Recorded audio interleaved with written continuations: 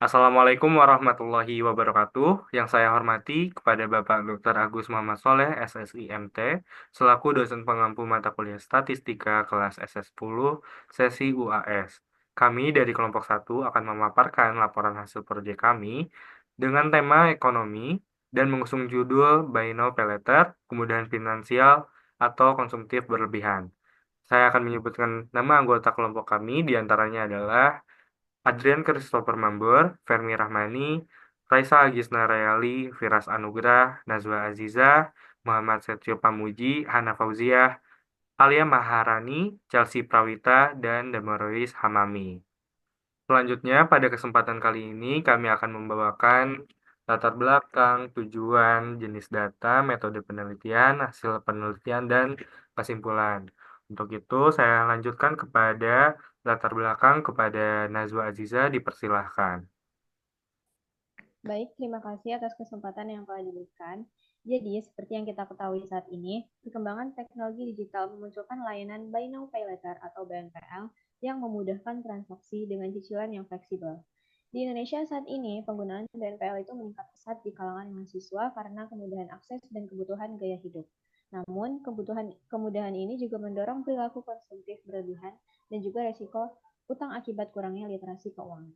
Oleh karena itu, penelitian ini bertujuan untuk menganalisis bagaimana BNPL memengaruhi pola konsumsi mahasiswa, serta mengeksplorasi faktor-faktor yang mendorong perilaku konsumtif dalam penggunaan layanan ini.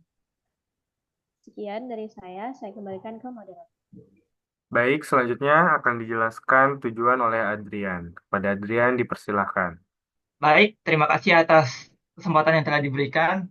Dalam presentasi ini, kami memiliki tiga tujuan utama. Yang pertama, kami ingin mengidentifikasi siapa saja nih yang menggunakan layanan Buy Now Pay Later di kalangan mahasiswa. Apakah ada kecenderungan nih berdasarkan jenis kelamin atau tingkat pendapatan tertentu? Yang kedua, kami berupaya untuk menganalisis bagaimana layanan ini mempengaruhi pada pola konsumsi mahasiswa. Apakah benar kemudahan pembayaran cicilan dan godaan diskon membuat mahasiswa menjadi lebih konsumtif? Dan yang terakhir, kami ingin mengevaluasi dampak penggunaan BNPL terhadap kondisi keuangan mahasiswa.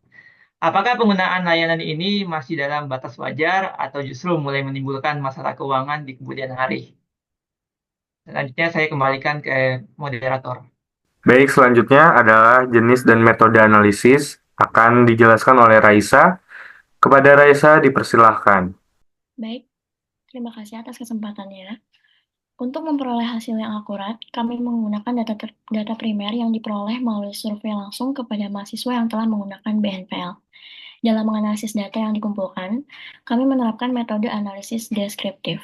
Metode ini dipilih karena memungkinkan kami untuk menggambarkan pola konsumsi mahasiswa berdasarkan data yang diperoleh, tanpa melakukan estimasi atau inferensi statistik. Selain itu, kami menggunakan metode sampling non-probability dengan metode voluntary sampling, yaitu teknik pemilihan responden yang tidak berbasis probabilitas. Dalam hal ini, kami menetapkan kriteria responden yang sesuai dan juga bersedia mengisi survei. Sekian dari saya kembalikan ke moderator. Baik, selanjutnya adalah hasil akan dijelaskan oleh Hana, Damarois, Satrio Pamuji, Chelsea, dan Alia. Padanya dipersilahkan. Baik, terima kasih banyak atas waktunya. Selanjutnya adalah hasil penelitian. Dari hasil penelitian kami mendapatkan total responden sebanyak 102 mahasiswa, dengan mayoritas responden adalah mahasiswa perempuan yaitu sebanyak 76%, dan 24% lainnya adalah laki-laki. Dengan rata-rata pendapatan adalah sebesar Rp1.500.000 dan juga pengeluaran sebesar Rp1.000.000. Adapun sumber pendapatan dari responden kami adalah dari orang tua, kemudian dari beasiswa, serta dari usaha ataupun freelance. Dan dari data yang kami dapatkan, jumlah pengeluaran responden kami yang terbesar adalah di antara Rp500.000 sampai Rp1.000.000 dan Rp1.000.000 sampai Rp1.500.000, yaitu sebanyak 32%. Adapun pendapatan terbesar dari responden kami adalah sebesar Rp1.000.000 sampai Rp1.500.000. Oke, selanjutnya mengenai filterisasi penggunaan BNPL ataupun layanan paylater pada responden kami. Bisa dilihat dari diagram tersebut, sebanyak 17 mahasiswa pernah menggunakan layanan paylater dan 85 mahasiswa lainnya mengaku belum pernah menggunakan layanan paylater ataupun BNPL. Hal ini menjadi tolak ukur bahwa mahasiswa PPKU IPB University saat ini tidak membutuhkan layanan paylater untuk memenuhi kebutuhan konsumsi ataupun kemudahan bertransaksi. Kita sudah melihat nih, tadi ada yang memilih 17 orang memilih pernah, lalu 85 lagi memilih tidak pernah.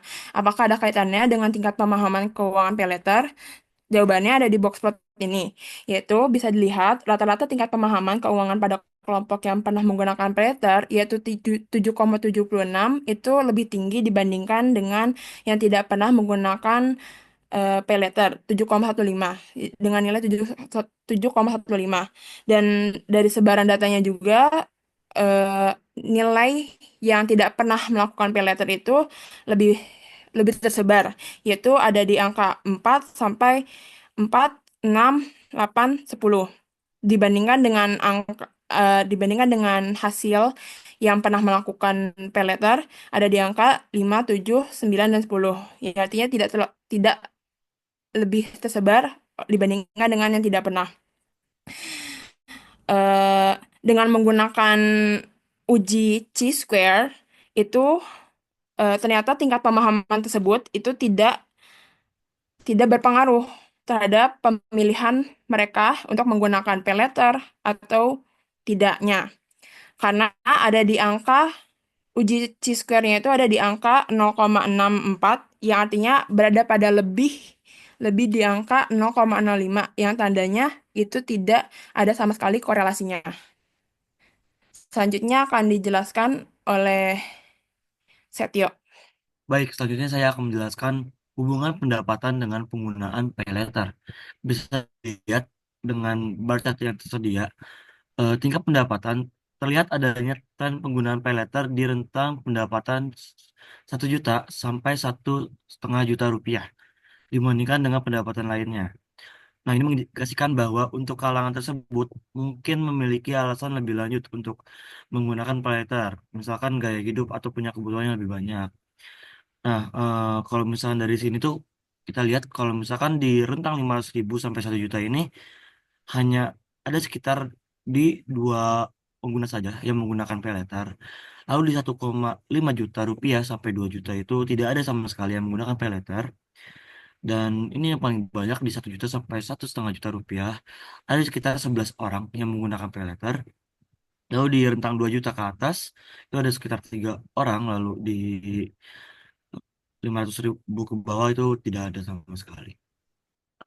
Selanjutnya adalah salah satu yang membuat mahasiswa menggunakan layanan pay later adalah adanya promosi pada media sosial dan juga teman atau keluarga. Hal ini dapat dilihat bahwa media sosial sangat berdampak pada besar terhadap perilaku konsumtif mahasiswa PPKU IPB. Jadi sebesar 94% pengaruh dari media sosial dan juga 6% dari teman atau keluarga. Adanya diskon atau promo menjadi salah satu tujuan dan alasan utama responden memilih menggunakan pay later, diikuti oleh alasan mendesak dan untuk memenuhi kebutuhan sehari-hari. Jadi kalau misalkan dilihat dari diagram Venn-nya, 36% itu karena diskon belanja. Kita bisa lihat juga nih, kita menganalisis apakah penggunaan pay letter ini konsumtif atau memudahkan pengguna untuk memenuhi kebutuhan sehari-hari. Dari segi nominal pengeluaran dan pendapatan yang ada, penggunaan ini tidaklah dalam tahap konsumtif, masih dalam batas normal karena tidak melebihi pendapatan yang diterima. Bisa dilihat juga nih dari average rata-rata pengeluaran, rata-rata penggunaan pay letter, yaitu pada di angka 2,47 dari 5, yang menandakan bahwa pengguna tidak sesering itu untuk menggunakan pay letter. Selanjutnya, saya serahkan ke moderator. Baik, selanjutnya adalah kesimpulan yang akan dibacakan oleh Firas Anugrah. Padanya dipersilahkan. Baik, terima kasih kepada Fermi telah memberikan kesempatan. Dari semua pembahasan yang telah disampaikan oleh teman-teman saya tadi, ada beberapa kesimpulan yang dapat kita ambil dari BNPL tersebut. yaitu berdasarkan dari 102 responden, dapat disimpulkan bahwa keberadaan fitur pay later dirasakan membantu kondisi finansial para responden dalam memenuhi berbagai kebutuhan.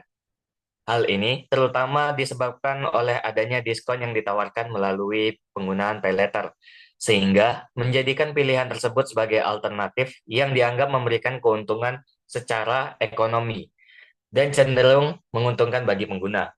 Data untuk pengguna pay later sangat sedikit, sehingga perhitungan ini tidak valid untuk menyimpulkan seluruh kejadian. Kesimpulan kami hanya berpusat pada responden yang kami dapatkan.